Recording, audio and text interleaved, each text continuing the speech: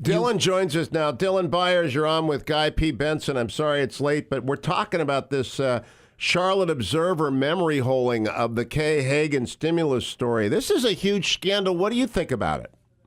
Well, you got to. I hate to come on late and then not know what to say, but you're going to have to bring me up to. All right, let me read this to you. And all sorts of other stories. The Charlotte Observer on Saturday night published a story tying Kay Hagan to stimulus grants. The Observer blamed its partner WBTV, didn't say anything about the article being inaccurate, and then it took the article down. The Hagans received about $250,000 in stimulus money.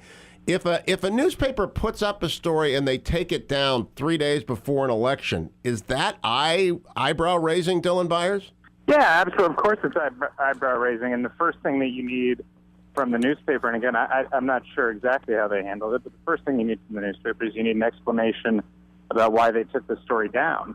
And you need them to be very transparent about that, so you're not just dropping something from your site, especially 3 days before an election when an article like that is going to be quite consequential. Yeah, the story was titled Memo Given to the Company Run by Senator Hagan's Office Needs Legal Review, and the article is cash, so you can't get rid of it. Do you think that hurts Hagan more than it helps her by having a media silence descend on it? Yeah, absolutely. I mean, one thing, anytime you have a article that comes under scrutiny, that gets taken down, that gets retracted, the amount of attention that comes to that article is just like exponentially greater, and that's the last sort of headache you want to be dealing with, right before the midterm. And we had Dylan. We had a few weeks ago where Kay Hagan, they were trying to pin her down on whether or not she had gone to a fundraiser for herself in New York City instead of a classified ISIS briefing. She wouldn't answer the question. Her campaign was spinning all sorts of tales.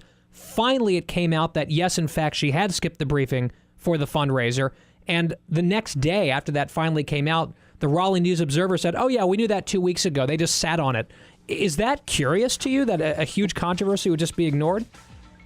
Yeah, well, it's certainly curious to me that you would sit on news like that. I mean, first of all, when you're talking about campaign season, and I don't care if it's the midterms or it's general election, a story like that is never too small to run, right? I mean, that's interesting news right there.